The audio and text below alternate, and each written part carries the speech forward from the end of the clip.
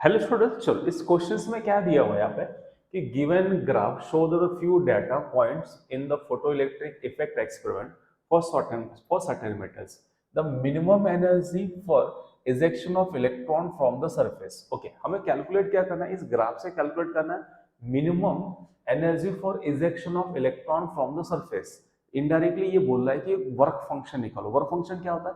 Minimum energy required to remove the electrons या eject the electrons. तो indirectly यहां पे क्या लिखा हुआ है कि minimum energy for rejection of electrons from its surface. Okay, इसका मतलब हमें यहाँ पे निकालना है क्या? वर्क फंक्शन निकालना है। उसने इनडायरेक्टली बोल दिया कि वर्क फंक्शन निकालो। तो क्वेश्चन मार्क क्या है मेरे पास यहाँ पे? वर्क फंक्शन कैलकुलेट करना है। ओके, तो मेरे पास फोटोइलेक्ट्रिक इक्वेशन है, उसमें क्या करेंगे, ये डेटा सब्स्टिट्यूट करते हैं। तो क्या दिया मेरे पास फोटोइलेक्ट्रिक इक्वेशन, बता सकते हो कि energy of photons is equal to work function plus कितना होता है यहाँ पे? E V naught. Okay, stopping potential E V naught को मैं ई एस लिखता, वी एस। तो यहाँ पे मेरे पास क्या है? It is E V S. Okay, तो यहाँ से work function is equal to क्या होगा? एनर्जी ऑफ फोटॉन माइनस क्या होगा? ई वी एस। ओके, इसको मैं लिख सकता हूँ एच न्यू माइनस क्या होगा? ई वी एस। वर्क फंक्शन का ये वैल्यूज हो गया। ओके, अब ध्यान से देखो, मैं ये वाला पॉइंट लेता हूँ। कौन सा पॉइंट लेता हूँ? ये बी पॉइंट्स। बी पॉइंट्स में स्टॉपिंग वाई कोऑर्डिनेट मतलब क्या है? वाई कोऑर्डिनेट मतलब स्टॉपिंग पोटेंशियल। तो यहाँ पे स्टॉपिंग पोटेंशियल कितना है? 0 है। और एक्स मतलब एक्स कोऑर्डिनेट मतलब 5.5। एक्स कोऑर्डिनेट क्या है? फ्रीक्वेंसी है। फ्रीक्वेंसी कितनी आती है? 5.5। और फ्रीक्वेंसी लेना है किसमें? 10⁻14 में लेना है। तो 5.5 इंटू 10⁻14। तो बोल सकता हूँ at point B, V of S कितना आपके पास है? वी ऑफ एस 0 है। और फ्रीक्वेंसी कितनी है आपके पास? इस 5.5 इंटू 10⁻14 दिख रहा है। यहाँ पे जो x कोऑर्डिनेट है that is a frequency and जो y कोऑर्डिनेट है that is a stopping potential. Clear? Okay, fine. अब कभी कभी स्टूडेंट को कंफ्यूजन आएगा कि सर आपने a पॉइंट क्यों नहीं लिया और c पॉइंट क्यों नहीं लिया? a पॉइंट क्लियर मेंशन नहीं है, ठीक है। c पॉइंट क्या है? यहाँ पे क्लियर मेंशन 6, b लिखा हुआ है।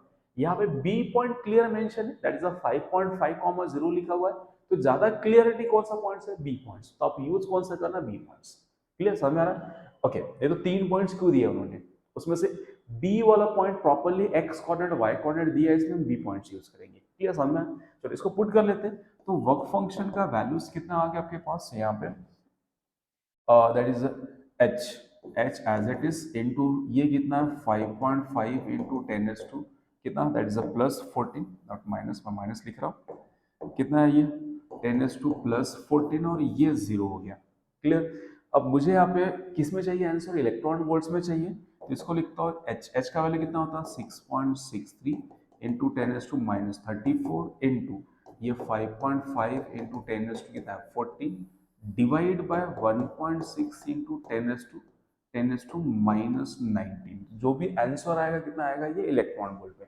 इसको सॉल्व करने के बाद ये पूरा आंसर आता है 2.27 इलेक्ट्रॉन वोल्ट्स। तो आप सॉल्व करें ना, आंसर आएगा वर्क फंक्शन का इस 2.27 इलेक्ट्रॉन वोल्ट। सिंपल। आपके पास ग्राफ किसमें दिया था? Frequency versus stopping potential. तो फोटोइलेक्ट्रिक इक्वेशन को मैंने क्या किया? मॉडिफाइड कर दिया किसमें? फ्रीक्वेंसी वर्सेस या फ्रीक्वेंसी एंड स्टॉपिंग पोटेंशियल में। अब यहाँ पे ये कोऑर्डिनेट्स मैंने सब्स्टिट्यूट कर दिया। मुझे आंसर किसमें चाहिए था? इलेक्ट्रॉन वोल्ट्स में, इसलिए मैंने डिवाइड बाय 1.6 इंटू 10⁻19 किया। अब बोलोगे सर आपको कैसे समझ में आया कि इलेक्ट्रॉन वोल्ट्स में नहीं है? देखो, आपने फ्रीक्वेंसी किसमें पुट किया? हर्ट्ज में पुट किया। तो यहाँ फ्रीक्वेंसी हर्ट्ज में, तो ये जो आंसर आता था ये जूल में आता था। इसलिए इसको हम डिवाइड बाय 1.6 इंटू 10⁻19 करेंगे, ये किसमें कन्वर्ट हो जाएगा? इलेक्ट्रॉन वोल्ट्स में। क्लियर, समझ में? So thank you for watching.